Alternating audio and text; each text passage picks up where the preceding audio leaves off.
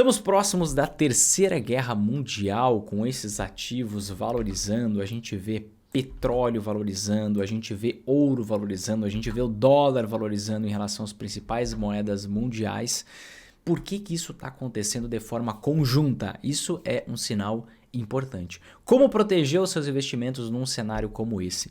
Essa é uma das perguntas que eu vou responder em mais um episódio do nosso quadro chamado Consultoria Gratuita, que nada mais é que um vídeo semanal que eu posto, onde eu pego as principais dúvidas, perguntas que vocês me mandam lá no meu Instagram. Aqui está no meu Instagram. Uma vez por semana eu coloco uma caixinha de perguntas nos stories, vocês colocam as perguntas lá e as principais, aquelas que eu vou conseguir detalhar mais, ensinar mais, te ajudar mais a você se proteger e se preparar para os cenários, eu trago aqui para responder profunda e detalhadamente. Então, se você não me segue por lá, me siga, meu arroba de novo está aqui, arroba Marino Vinícius, tá bom? Essa é uma das várias perguntas que eu vou responder no dia de hoje. Antes de eu entrar profundamente e começar a responder essa pergunta e depois as próximas, que também tem bastante a ver com essa primeira, aqui embaixo tem um botão de gostei. Se você já acompanha os vídeos por aqui, você sabe que a gente vai aprofundar, não vai ficar na superficialidade. Já toca em gostei, porque assim esse vídeo chega a mais pessoas, a gente consegue ajudar mais gente. E me dá a sua opinião, manda aqui embaixo. Você acha que a gente está próximo da Terceira Guerra Mundial? Sim ou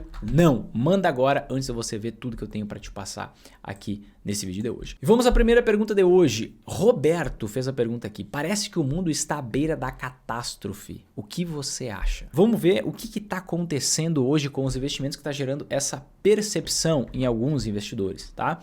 A gente vê em 2024 o petróleo valorizando quase 20%, se aproximando de novo daquela faixa dos $100 por barril. O que em tese, né, num mundo onde a gente tem taxas de juros mais elevadas, o petróleo tem que desvalorizar. Por quê? Se a taxa de juros está mais alta, a atividade econômica não vai ser tão alta assim, então não vai ter tanta demanda por petróleo. Mas, mesmo com taxas de juros elevadas, a gente vê o quê? O petróleo valorizando quase 20% em 2024. No mesmo período de tempo, e esse movimento se intensificou aqui durante meados de fevereiro, mas principalmente a partir do fim de fevereiro, início de março, a gente viu acontecer o que? Uma grande guinada, uma grande valorização do ouro, que vem valorizando 13,6% nesse ano. Tá? O ouro é um ativo que é uma reserva de valor clássica. Então, em todo momento de grande aversão a risco, em todo momento de temor, de medo, de pânico, de crise internacional, a gente vê o quê? O ouro valorizando. E ouro valorizando junto com o petróleo em momento de juros elevados é um sinal de alerta. Ainda mais em um momento de fortalecimento do dólar, a gente vê aqui pelo dólar index, em relação às principais moedas mundiais. O dólar está se valorizando em relação a essas moedas que são as principais após o dólar, que querendo ou não é a moeda mundial hoje.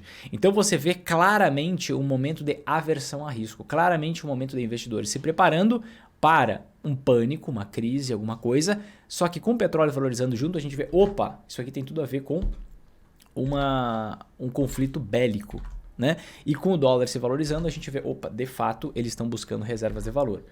Ouro, dólar e uma preparação para a explosão do preço do petróleo, e aí já se expõe antes, né?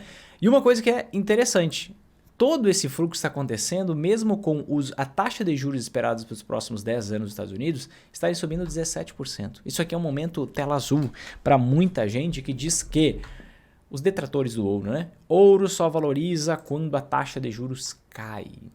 Ouro não valoriza quando a taxa de juros sobe, né? E a gente vê a taxa de juros esperada para os próximos 10 anos subindo, a taxa de juros atual inalterada e o ouro valorizando. Por quê? Tem muito mais variáveis nessa história. Então, se você é um dos detratores do ouro, sinto te dizer que você vai ter que inventar uma outra desculpa agora, tá? E nesse mesmo tempo, a gente vê o quê? Ações do Brasil desvalorizando 5%, tá? Seguindo o índice Bovespa, e ações americanas que vinham valorizando bem, vinham valorizando fortemente aqui até o fim de março, começaram a declinar. Então chegaram a uma valorização de quase 11% e agora estão declinando, vindo para uma valorização de 8%. É uma clássica aversão a risco, tá? Por que isso está acontecendo? Vamos dar uma olhada aqui, ó. Irã pode atacar Israel neste fim de semana? Entenda. Né? Outra manchete, Estados Unidos esperam um ataque do Irã, o próprio Biden falou isso, contra Israel no curto prazo, nas próximas 24, 48 horas, e enviam reforços ao Oriente Médio. Então as tensões geopolíticas elas estão aumentando e agora, 45 minutos atrás, o Irã diz ter apreendido navio ligado a Israel. Né? Então, o que acontece? Desde o ano passado, ano retrasado, né? 2022, começou a Rússia e Ucrânia. né? Depois a gente teve Oriente Médio, né? Que voltou a tensionar agora. Agora há pouco a gente teve a Venezuela aprovando uma lei que anexa aquela região da Guiana, desse Essequibo, para a Venezuela. Nas escolas, as crianças já estão aprendendo que Guiana é da Venezuela. Então a gente já tem vários focos de conflito. E agora tensionou mais um conflito, que é basicamente uma extensão do conflito, do segundo conflito que a gente tem de maior monta, tem vários outros espalhados pelo mundo, mas daquele conflito do Oriente Médio, né? Envolvendo Irã e Israel, Líbano, Turquia, você tem toda uma interligação ali. Eu não vou, esse aqui não é um vídeo sobre o conflito especificamente, mas classicamente você vê que tem vários focos de tensão, né? E, como a gente comentou em Terceira Guerra Mundial, o que muitos esperam de uma Terceira Guerra Mundial é justamente não um conflito como foi a Primeira e a Segunda Guerra Mundial, um conflito mais centralizado, podemos dizer assim, mas diversos focos de conflito, até porque qual é a grande estratégia para você conseguir ter alguma força contra o exército americano? É você dividir o exército americano, né? Dividir para conquistar. Nossos comunas, nossos socialistas sabem muito bem dessa estratégia, tanto que eles implementaram isso nas últimas décadas e vem dando certo em diversos locais do mundo, né? Então é dividir para conquistar, né? Então basicamente esses pequenos pontos de conflito sugam energia, sugam dinheiro, sugam pessoal, sugam recursos, né? E talvez quando vier um conflito de grande monta, que eu imagino que seja China invadindo Taiwan, ali se instala um conflito maior, só que aí você já tem o exército americano dividido. É por isso que muitos bancos centrais estão comprando ouro como, de fato, o medo em relação ao futuro do dólar, né? Então você vê essa grande pressão compradora de ouro, né? Petróleo, você vê uma grande compra de petróleo, e isso faz com que os preços disparem como uma preparação para, quem sabe, um conflito, uma recomposição das reservas por parte dos países. E toda essa aversão a risco gera um impacto importante, tá? Que é o quê? Este aqui, ó. Aumento na taxa de juros esperada para os Estados Unidos. Por que isso aqui é interessante, importante e reflete nos investimentos do mundo inteiro? Se você tem a taxa de juros americana subindo, tá? Ou se mantendo em um patamar mais elevado como está hoje, 5,25% a 5,5%, você tem os Estados Unidos sugando a atratividade de capital. Poxa, hoje, se investir em renda fixa nos Estados Unidos, se você investir em títulos públicos americanos, você vai conseguir no mínimo 5% de rentabilidade anual. Se você vai emprestar dinheiro para empresas, você vai conseguir 6%, 7%, 8%, depende muito da empresa, né? Mas empresas com não muito risco. Esse nível de rentabilidade a gente não via há 15, 20 anos nos Estados Unidos. Então é um momento que muitos investidores estão aproveitando essas taxas de juros da renda fixa mais elevadas nos Estados Unidos, certo? E qualquer sinalização de juros mais altos nos Estados Unidos, presta bem atenção que agora vai ficar um pouco complexa a explicação. Qualquer sinalização de juros mais altos ou altos por mais tempo nos Estados Unidos, a gente tem, primeiro, uma falta de atratividade, tá? Para as ações no mundo inteiro, inclusive ações americanas. A gente vê aqui, ó, quando que as ações americanas pararam de valorizar? Quando a gente teve essa última pernada aqui de alta dos juros de 10 anos nos Estados Unidos. Ações americanas pararam de valorizar. Só que o que acontece, presta bem atenção que agora é importante, se o juro fica alto por mais tempo nos Estados Unidos, a gente tem que lembrar que a dívida pública americana, ela cresce acompanhando a taxa de juros americana. Então, se os juros de 10 anos, esperados para os próximos 10 anos nos Estados Unidos, vão ficar mais altos ou sobem, vamos colocar uma outra cor diferente aqui, vamos colocar um verdinho. O que acontece? Esse volume de dívida aqui, ó, ele vai passar a crescer, vai continuar crescendo mais rápido. E se esperava que a taxa de juros americana ia começar a cair e a dívida pública americana não ia mais crescer tão rápido como está crescendo hoje, né?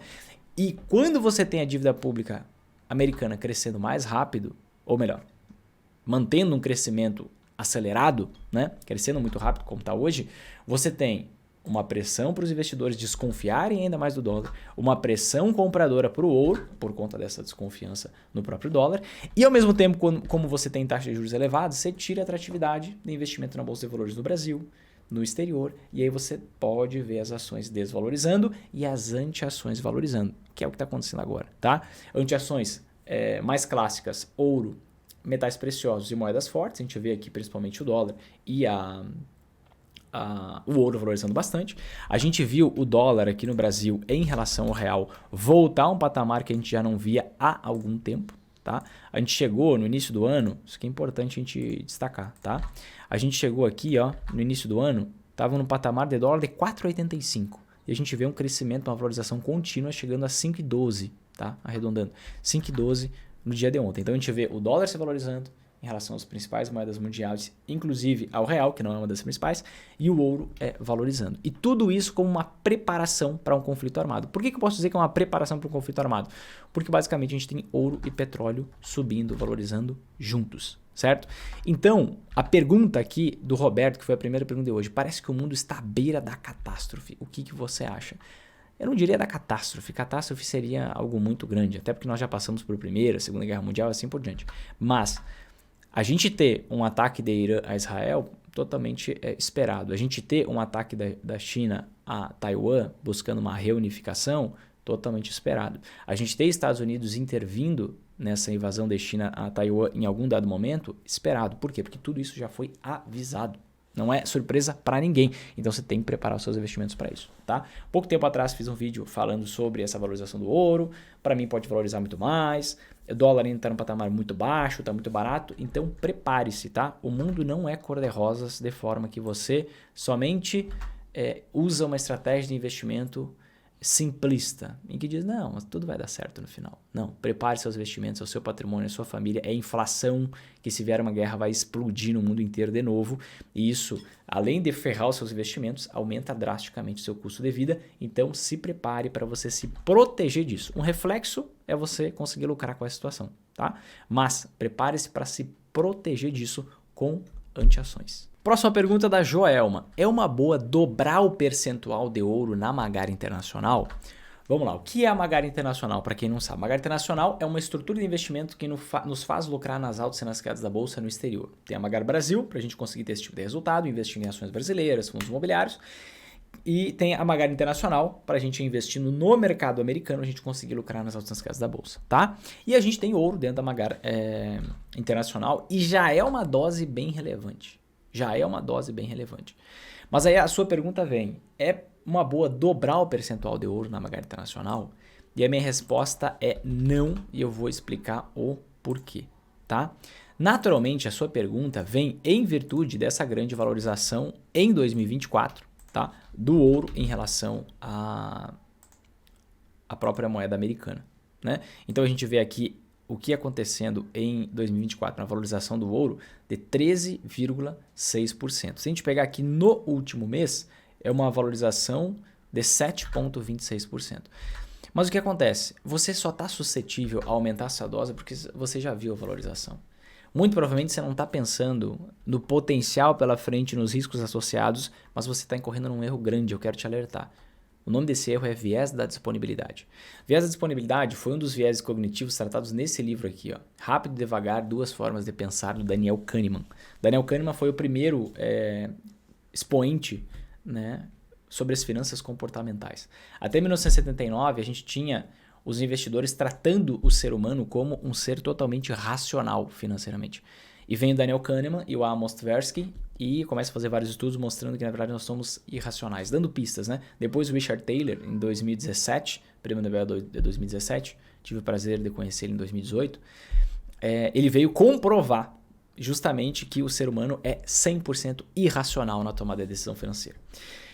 Mas o que acontece? O viés de disponibilidade nada mais é do que você valoriza muito a informação recente. Então é por estar valorizando que você quer investir mais, né? Quando eu enchia o saco, eu era pé no saco pra caramba, quando estava lá em $1.800 o ouro, lá no fim de 2022, né? No ano passado, enchia o saco para ter ouro na carteira? Não, e aí vinha cheio de desculpas. Não estou dizendo que é você, tá, Joelma? Mas diversos investidores. Você tem que entender uma coisa, a hora de se preparar para os movimentos é antes deles acontecerem. Esse é o primeiro ponto, tá? A hora de se preparar é antes deles acontecerem.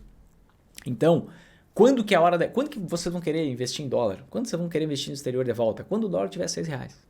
É assim o ser humano. Então você sempre tem que ser um contrarian, você sempre tem que ser anticíclico, ser um investidor do contra. Quando todo mundo quer uma coisa, você deveria estar olhando para outro lugar. Senão você vai ser somente mais um carneiro atrás do rebanho, tá? Dito isso, cuidado para não cair no viés da disponibilidade. Você valorizar aquela informação mais disponível, mais recente e querer investir com base nisso, tá? Vamos refletir sobre essa decisão de dobrar o ouro na carteira. O ouro, naturalmente, como os metais preciosos, são investimentos que valorizam em momentos de crises internacionais, pânicos, conflitos armados, crises geopolíticas e tudo mais. Tá? Então, tudo nos leva a crer que efetivamente vai acontecer conflito armado, um conflito bélico de maior intensidade. Tá? Se isso vai acontecer, tá? A gente já tem uma gorda dose de ouro na Magarda Internacional.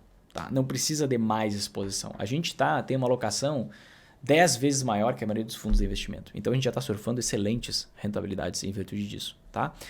Só que se você pesar muito a mão, você vai concentrar muito em ouro, de forma que se acontece um cisne negro, se acontece uma ocorrência de baixa probabilidade, que é, digamos que se faça um acordo e não tem conflito armado, e aí? O que acontece com o ouro? O ouro vai desabar. Por quê? Porque aquele cenário de aversão a risco, ele vai se desmaterializar. Ou ele não vai mais intensificar tanto. Então, se você tem um conflito armado, que provavelmente vai acontecer, mas você tem um acordo parcial, o ouro pode parar de valorizar. E, pelo contrário, aí o que acontece? As ações americanas voltam a valorizar, as ações brasileiras voltam a valorizar por conta de uma simples pausa no conflito. Ou talvez interrupção completa. O fato é que você não deve querer aumentar sua exposição por ver um resultado passado. Você tem que olhar todos os riscos associados. Então, já temos uma boa dose na Magarda Internacional, cujo modelo a gente tem dentro do próprio programa. Não precisa aumentar mais, já estamos muito protegidos e blindados. Se você concentrar demais, você vai estar aumentando o seu risco. Tá? Por quê? A situação atual já está incorporada no preço. Então, só com efetivamente um ataque a gente vai ter mais valorizações. Só com conflito a gente vai ter mais valorizações. Isso pensando no curto prazo. Pensando a médio e longo prazo, a gente tem mais pressão compradora para ouro, tem mais potencial de valorização, em virtude de diversificação de reservas globais, os países buscando ter mais ouro em carteira diante de um momento onde se tenta e está fracassando essa ideia da desdolarização. Mas, poxa, como não se tem certeza de nada nessa vida, a gente tem esse aumento da exposição ao ouro pelos bancos centrais. A gente tem uma possível queda nos juros vindo aí pela frente, o que diminui o custo da oportunidade de investir em ouro, então é mais uma pressão compradora, certo? Então a gente tem esses eventos acontecendo. Mas ter uma exposição maior do que a gente já tem, não vejo como necessidade. Talvez essa vai ser uma pergunta muito mais aproveitada para os investidores sempre em alta, para os meus alunos que já têm essa configuração de Magarda Internacional que a gente tem dentro do programa, mas acredito que pode esclarecer, tá? Acho que não é uma boa dobrar o percentual de ouro na Magarda Internacional, somente se você tem muito pouco. Se você não tem ali o percentual que a gente mostra como um excelente histórico de valorização. Próxima pergunta de hoje, dobradinha da Joelma. Ainda vale a pena investir em Bitcoin? Vamos olhar os números, os dados. Primeiro ponto, né? Talvez essa pergunta veio bem em virtude desses acontecimentos que a gente está vendo, né? Conflito bélico esquentando, o mundo num período geopolítico mais conturbado, e surge uma pergunta, tá? Inclusive surgiu para mim na mentoria Lince, nos meus mentorados, na última mentoria ao vivo que a gente teve. As criptomoedas são uma reserva de valor? Num caso de guerra, de terceira guerra mundial, de uma guerra de grande monta que seja, o Bitcoin valorizaria, cripto valorizaria? E na minha visão, eu até respondi isso, foi quinta-feira passada, eu disse não, tá? Não. Participaria de um sell-off junto. Por quê? Isso ainda não é reserva de valor. É um ótimo candidato para ser no futuro. El Salvador, alguns países, algumas cidades podem usar já como reserva de valor, tendo esse viés, mas não tem as características justamente para ser hoje, principalmente a característica de baixa volatilidade. Você não tem baixa volatilidade. Você terá no futuro com diversos acontecimentos de halvings ou halvings, como você quiser dizer. E o fato se comprovou, né? Quando a gente viu aqui nas últimas 24 horas, principalmente, a gente viu o Bitcoin desvalorizando aqui cerca de 5%, 4,5%, 5%. Agora vem voltando um pouquinho.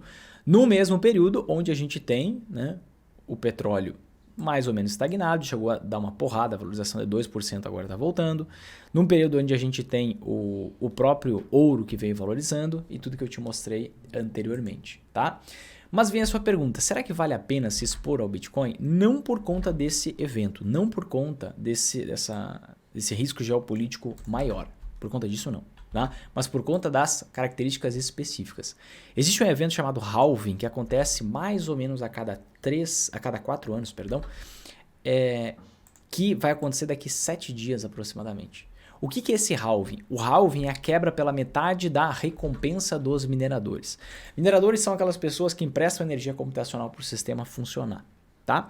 E eles são remunerados por isso. Então, você pode ver que a cada barra azul que a gente tem vertical aqui é a ocorrência de um halving, tá? Ou halving, como você quiser. Aqui, ó, a recompensa era 50 bitcoins por bloco minerado. Depois que a gente teve o primeiro halving, caiu pela metade, para 25. Depois caiu pela metade, para 12,5. Depois caiu para 6,25. Agora vai cair para 3,125. Então, quanto mais tempo passa, menos bitcoins os mineradores recebem. Aí você pensa, poxa, esse negócio é insustentável. Se cada vez vai receber menos, uma hora esse negócio vai acabar. Não se a gente tiver uma grande valorização do preço desse ativo. Então é por isso que após cada halving, para o sistema conseguir se manter, precisa existir uma grande valorização do Bitcoin. Porque aí você recebe menos Bitcoins, você recebe metade, mas algo com o preço 20 vezes maior, 10 vezes maior, 5 vezes maior, 3 vezes maior. Tá? Então, perceba, após cada halving, uma bolha, estoura a bolha, volta. Cada halving uma bolha, estoura a bolha, volta. Por isso que não é uma reserva de valor ainda. Com o tempo, você vê que essa trajetória vai se tornando mais horizontalizada, ou seja, as valorizações são menores com o passar do tempo e a volatilidade também. E a gente está prestes a encontrar um halving. Nunca antes na história a gente teve um preço máximo pós-halving que seja menor que o preço máximo anterior. Sempre ultrapassou. Veja, esse pico ultrapassou esse pico. Esse pico ultrapassou esse pico. Esse pico ultrapassou esse pico. Tá? E onde que a gente está hoje? Mais ou menos no pico anterior. Então é normal que a gente tenha uma valorização aqui, ó. É normal que a gente tenha uma valorização aqui, pelo menos para a faixa aí de uns 100 mil dólares, algo em torno disso, sendo muito conservador na projeção e na regressão logarítmica. Tá? Vinícius, o que é isso? Não vamos entrar nesse ponto agora, tá? Mas 100 mil dólares seria algo muito, muito, muito conservador na minha visão, tá? Se estamos a 70 mil dólares, na minha visão ainda vale a pena investir em Bitcoin sem dúvida nenhuma. Não por conta desse evento que está acontecendo, mas por conta da política monetária do próprio Bitcoin, por conta dessa regra da escassez, por conta do preço atual em relação ao preço passado, a escassez que vai ser aumentada daqui a 7 dias e todo este processo. Próxima pergunta do Alfredo. Onde guardar o caixa de oportunidades? Ou a reserva de oportunidade, como você quiser chamar. Aqui é um ponto importante, tá? Eu tenho uma reserva de oportunidade remunerada. É um negócio um pouco diferente do que vocês estão acostumados a ver por aí. O que acontece? E aí depende se eu estou falando de Magar Brasil, se eu estou falando de Magar Internacional, se estou falando de investimento do Brasil ou se eu estou falando de investimento no exterior, tá? No Brasil, eu não tenho reserva de oportunidade. No Brasil, eu não tenho caixa de oportunidade. Eu vou explicar para você o porquê. Tudo que eu ensino aqui, basicamente, é relacionado a ações e anti-ações. Ao uso das anti-ações como um investimento que vai fazer você ter valorização em um período de queda nas ações. De onde que eu trago isso? Eu trago isso de investimentos que existem no exterior há mais de 50 anos, certo? Dos hedge funds. Se você olhar aqui para essa matéria da Forbes, tá? Você vai ver que hedge funds são a classe de investimento predileta, definitiva, né, para investidores ultra ricos, onde você tem mais de 4 trilhões de dólares em ativos. Né? Você vai ver aqui hedge funds com mais de 100 bilhões, que foram criados na década de 70, 80, década de 90, onde tem um volume de investimento extremamente elevado. Né? E qual é o grande objetivo deles? Os hedge funds são designados para obterem altos retornos absolutos, independente das condições de mercado. Usando para isso o quê? Alguns tipos de investimentos, ações, bonds, títulos de renda fixa, commodities, moedas e assim por diante, tá? Então, aqui no Brasil, a gente tem uma dádiva que é as anti-ações agindo na hora certa. Como assim as anti-ações agindo na hora certa? Vamos lá, deixa eu mostrar aqui para você. Olha só. Aqui na minha tela você vê na linha azul as ações brasileiras, o índice Bovespa, e você vê na linha vermelha o dólar, a cotação do dólar em relação ao real. Tá? Então, eu tenho uma possibilidade. Eu posso ficar investindo num Tesouro Selic da vida, num CDB, com liquidez diária, alguma coisa assim, para ter uma remuneraçãozinha da renda fixa. E quando as ações caírem, eu resgato esse valor da renda fixa para comprar mais ações, por exemplo, tá? Para aproveitar essa oportunidade. Mas eu vejo como algo muito mais inteligente é eu fazer o que investidores ultra ricos americanos fazem há mais de 50 anos. Que é eu usar um tipo de investimento, aqui é uma moeda, né? O dólar, sabendo que o dólar sempre valoriza quando as ações caem.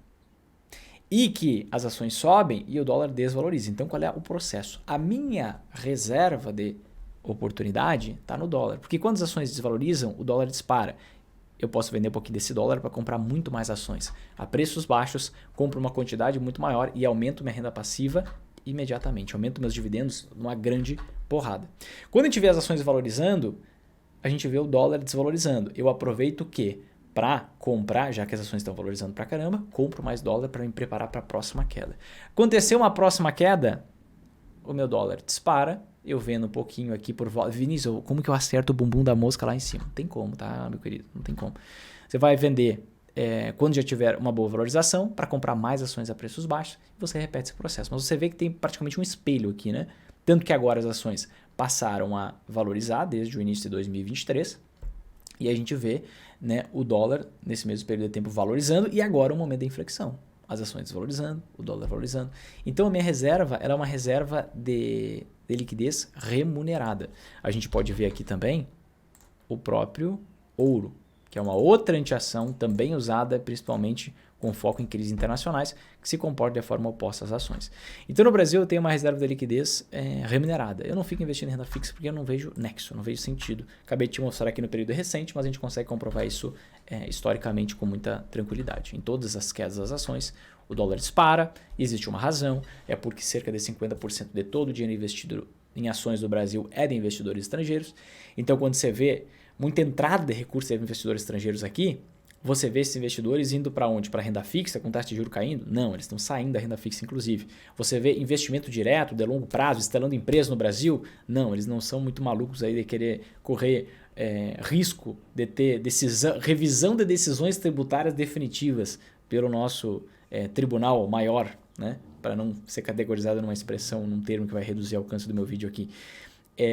De toda essa complexidade tributária e segurança jurídica, não, eles vão para o mercado de ações. Então você vê a entrada de dólar no país, entrou muito dólar, dólar cai. Para onde que vai esse dinheiro? Majoritariamente para ações. Foi para ações, ações valorizam.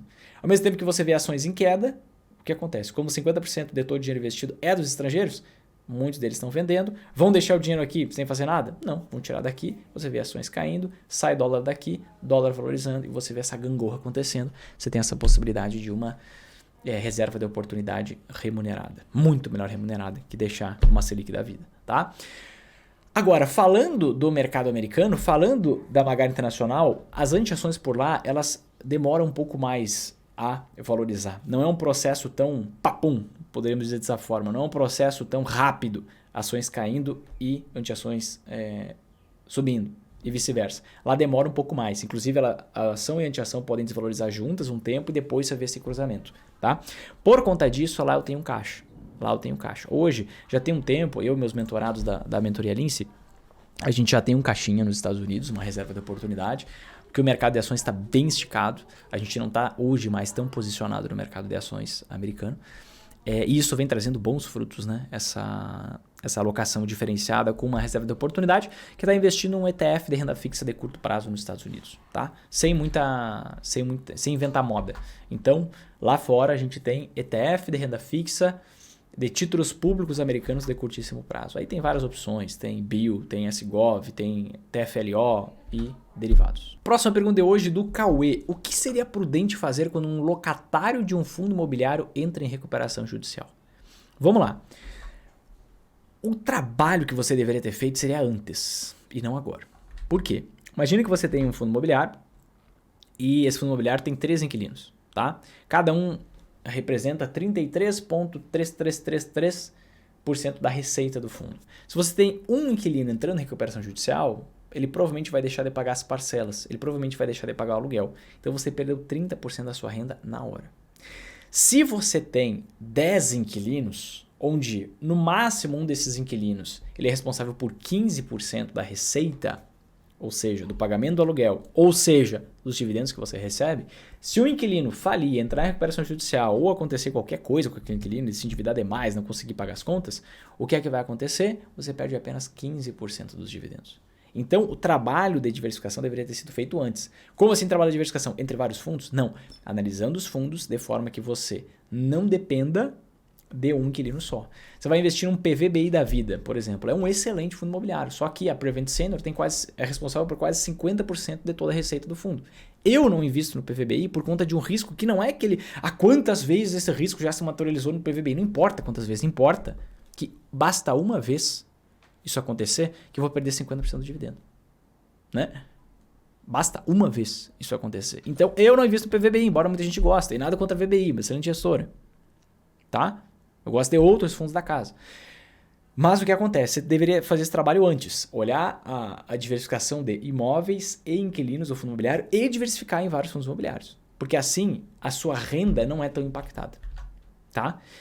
Mas, Vinícius, passei por uma situação dessa, tá? Digamos que eu até seja bem diversificado ou não, seja em fundos imobiliários, em diversos fundos, diversos inquilinos. O que é prudente fazer? Nada. Por que não é prudente fazer absolutamente nada? Porque o cenário já aconteceu. Você provavelmente teve uma desvalorização no preço da cota desse fundo imobiliário, tá? Será que vale a pena vender? Claro que não. É por isso que eu gosto tanto dos fundos imobiliários de tijolo. Por que não vale a pena vender? Porque aquele patrimônio imobiliário continua lá. O que você teve é um inquilino que deixou de pagar o aluguel. Daqui a pouco você vai passar por um tempo de seca, digamos assim, você vai receber menos dividendos. Daqui a pouco esse imóvel vai ser alugado para outra pessoa, ou melhor, para outra empresa, e esses dividendos vão voltar, e esse aluguel vai voltar. É ilógico, na minha avaliação pessoal, você querer vender um fundo imobiliário porque ele está com muita inadimplência, porque ele está... O preço já despencou. Claro que tem que fazer conta para verificar bem isso, mas em geral, o preço já vai ter despencado na mesma medida da queda dos dividendos, tá? Só que aquele patrimônio imobiliário continua lá. Futuramente ele vai ser alugado para alguém. E o preço da cota do fundo imobiliário vai voltar. Certo? Principalmente se o fundo é bem diversificado, tem muitos imóveis e não é somente um imóvel que pode se tornar um elefante branco, como foi o caso do Torre Almirante, o XPCM e alguns outros exemplos. Então, se você está fazendo dever de casa, está bem diversificado, essas coisas acontecem. Um inquilino entrar em recuperação judicial, falir, etc. e tal, isso aí pode acontecer. Mas caiu o preço da cota, talvez, tem que fazer conta, seja oportunidade para comprar mais. Mas jamais vai te dizer para vender, porque senão você vai estar vendendo no pior momento, onde o patrimônio imobiliário continua lá, só que o preço da cota do fundo está desvalorizado. Futuramente, volta esse aluguel, volta o dividendo, o preço da cota dispara e você vai querer comprar mais caro depois e vender mais barato agora. Não faz sentido, tá? Então, faça o dever de casa sempre antes e se acontecer, isso vai acontecer com o passar do tempo, um inquilino ou outro, como você está bem diversificado, você vai ser pouco impactado, mas jamais venda por conta disso. Tá bom, meus queridos? Espero que tenha ajudado essas respostas às perguntas de vocês, tá? Se você gostou desse vídeo, toca aqui embaixo em gostei, compartilha com seus amigos, te inscreve no canal, ativa o sininho, faz todo esse processo. Eu te vejo no próximo vídeo. Um forte abraço e até mais. Deus abençoe você e sua família.